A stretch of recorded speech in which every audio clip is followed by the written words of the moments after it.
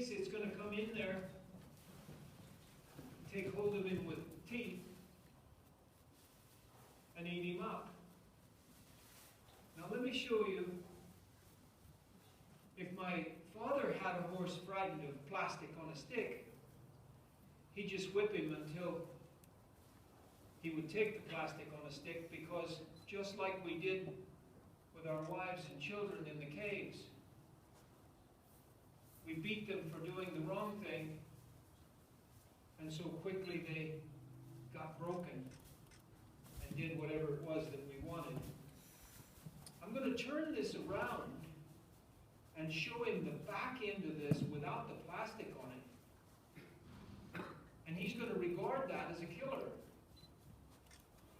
But I'm going to leave it there until he relaxes and lets it stay there.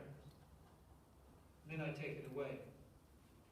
And all I have to do is that for about 3 times. And he will say, you know, it's not a killer. I just thought it was. Now watch how quickly he'll relax this time. That's 2.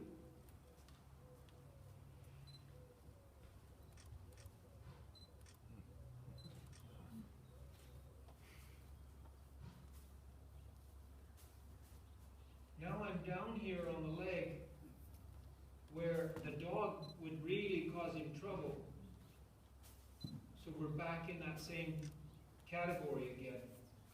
But here, you see that it's going to be all right, because I went through my training.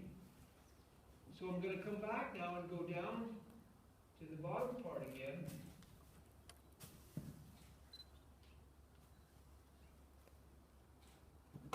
And I want relaxation.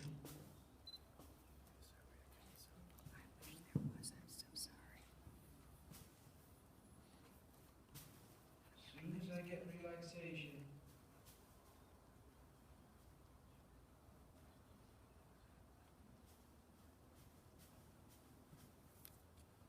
I go away. Here we come. Here is okay. Now, away. Now go a little further down, and very quickly he'll relax.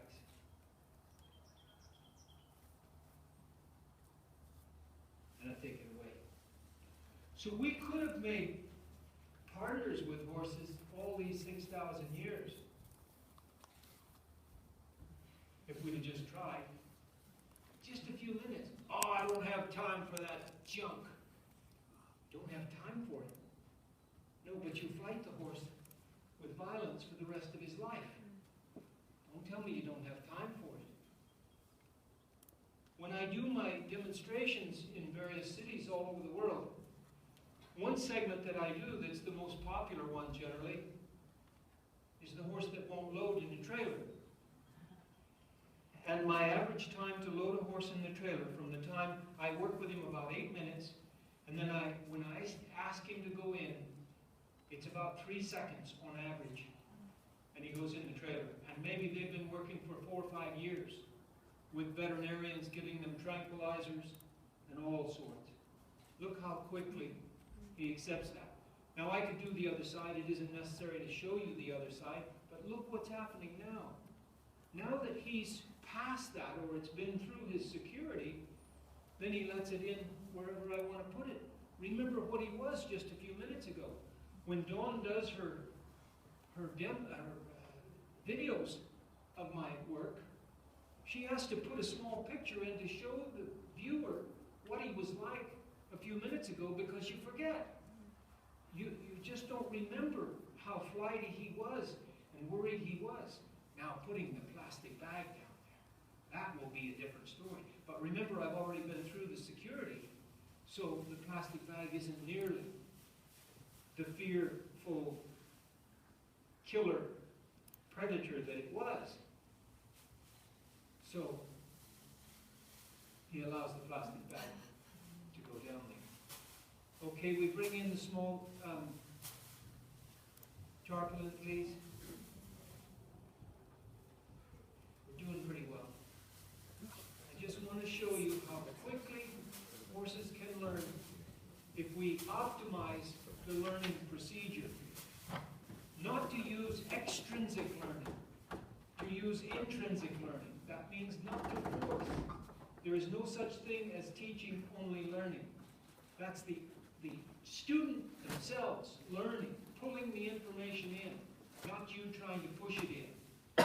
And the tarpaulin will be a good example, I think, of what happens. I saw a clinician, a world-renowned clinician, a person who goes all over the world, does her thing, it's a lady, and is regarded by many to be a very good horse person.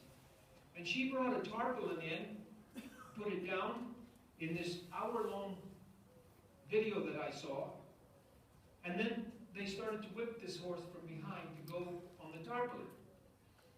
And for 1 hour, they whipped up this horse to try to get him to step on the tarpaulin. For 1 hour. And he finally put one foot on it, and she got a standing ovation. And then they took the horse away. So I'm going to show you what you can do with a horse if you give them a chance to learn instead of telling them that they must or that they have to. Someone, oh yeah, you're wild. That's terrible.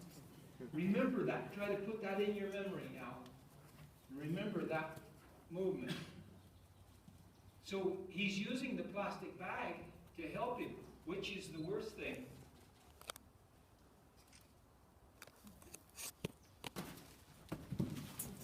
Hello. Come here. Come on. Don't run into me. So he learned then that when he puts his foot on that, it doesn't eat him up. It doesn't kill him. So all I'm doing is giving him a chance to learn. Now, oh yes, Mr. Roberts, but you made it narrow. And when she put it down, she opened it up and put the whole thing down. Right. And she didn't give the horse a chance to learn that it's not going to kill her. So the horse, seeing this thing all spread out there, not knowing what would happen to its feet when it went on it, refused to go on it, even though you whipped it till the blood was coming out of the legs. But look what happens when you give the horse a chance to learn. Now, in my demonstrations, we have a big one in here we call the lake, and this is the stream.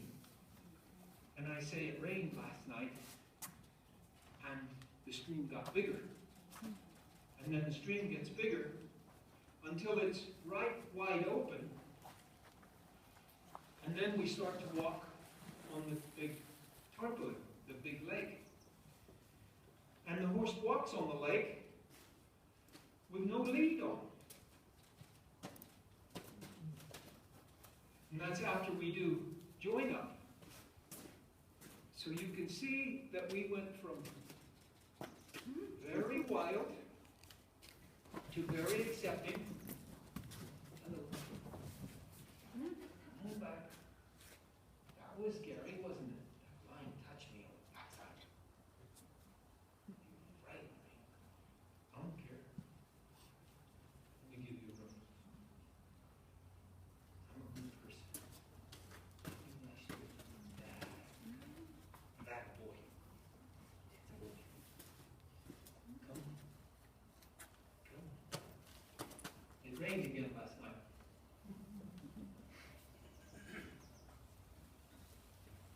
Remember that I did join up now.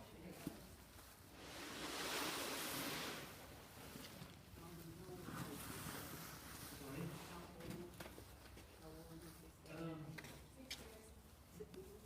How old? 6 years old. Okay. There you are. A little bit of fear there. So that's all right. Let's let him work out the goblins. What is in there? Might be a crocodile in there.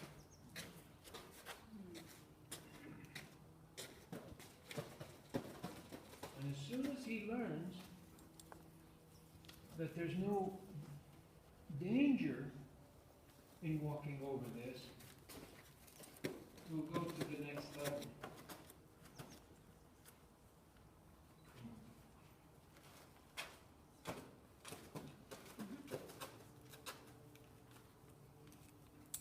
Remember that I did join up.